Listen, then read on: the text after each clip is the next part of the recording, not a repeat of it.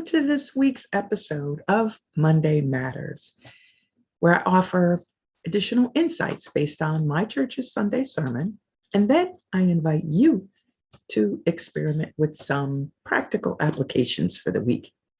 But first, I invite you to like, share, subscribe, and then click the bell for notifications. All right. This week's episode is from last week's Sunday sermon from March 6th. Now, last week, Pastor preached out of Jeremiah chapter 31, verses 1 through 4. And the thought was, don't let your wailing wear you out. Ooh, child, who needs to hear that? Wow. All right. Well, first, Pastor spoke about, Jeremiah wanting to give up his calling as a prophet because nobody was listening to him.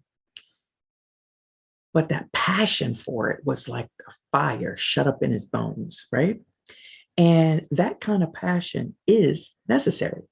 Now, Napoleon Hill, who wrote Think and Grow Rich, interviewed over 100,000 of the most successful people, men and women, and he wrote that it is the most important thing, having this burning desire. And that burning desire will fuel you in those times when you want to quit. So you might also remember that Jeremiah was referred to as the weeping prophet, weeping over the conditions of the people that the people were facing during that time. Now, anybody know? There's some conditions worth weeping over, right? I mean, the pandemic and all that comes with that. Then you have the wars in Ukraine and the wars in Africa. Hey, just because, they don't get as much press doesn't mean they're not happening. Yeah. And then we have the conditions right here in the good old USA: crime, violence, health disparities, people dealing with depressions just because of the color of their skin or who they love. And hey, does anybody know if Flint has clean water yet? Now, can you imagine poor Jeremiah, how he'd feel today? He'd really be worn out by now. Well, in my life mastery business, I say there's only ever one thing happening, and that is infinite intelligence. And at church, we say, God is still on the throne, right? No matter what's happening, this is the day the Lord has made, and I will rejoice and be glad in it. See, God tells us in this scripture, I have loved you with an everlasting love. Therefore, I have continued my faithfulness to you. And again and again and again, I will build you, and you shall be built. Now, he also says in this book that I have plans to prosper you, not to harm you. And he will restore all those broken places, the unhealthy, the lonely, the hurt places, if you choose to see that God has prepared a place in the midst of your struggle. So don't let your wailing stop you from serving your vision. Now, this was one of those Sundays where Pastor, we used to say, was on my street. Well, he was speaking directly to me. He was in my living room, sitting on my sofa. Yeah. See, he mentioned this experience of having a car accident and having to get another vehicle. Now, I got to tell you, I was having some kind of moment over that. But then, like I said in last week's episode, I applied the tools that I teach. And instead of weeping over it continually, I decided to change my energetic state. And I said to myself, girl, you've survived all kinds of losses: death of loved ones, abandonment, disappointment, betrayals, plural, accidents seen and unseen. I mean, I could be laid up in a hospital somewhere with no insurance, not able to work, and suffer the loss of, no income. I could have not had the support from people who cared about me.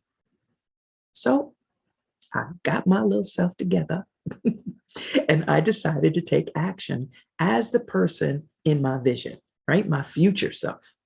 See, my future self would look at any situation and know if I'm breathing and I'm having my being inside of an infinite loving presence, then there is good here, whether I'm aware of it or not.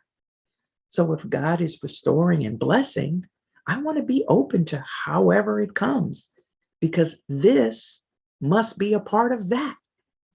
Now, my job is to keep the what I love in mind and let Him handle how it's all going to work out.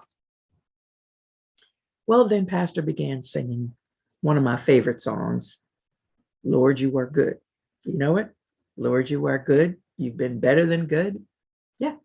And then we got to that tag, right? So many doors you've opened, so many ways you've made, so many times you've healed me. You've been better than good to me. Well, after my worship, right, my connecting to my infinite side, I heard the Lord saying, babe, you can't have those thoughts where you're going. I'm going to need you to trust me more. Some folks say God is testing us, but I say He's just allowing us to practice, right? To apply what we know. And I'm all about the application, right? Actually, one of my mentors says, teaching is repeating until learning takes place. And learning is hearing and doing until understanding takes place. Now, you may forget what you learn, but we never forget what we understand. And so I'm learning to understand. And I guess it's working, because in these last 2 weeks, I was actually presented with 5 new business leads from out of the blue. Yeah. All right. Well, in the meantime, you already know it's not enough to agree with the Sunday sermon. It's what you do on Mondays that matters. I love you so much. Go ahead and click that link in the description below if you want help with your specific condition. Yeah? All right, guys. Talk soon. Bye-bye.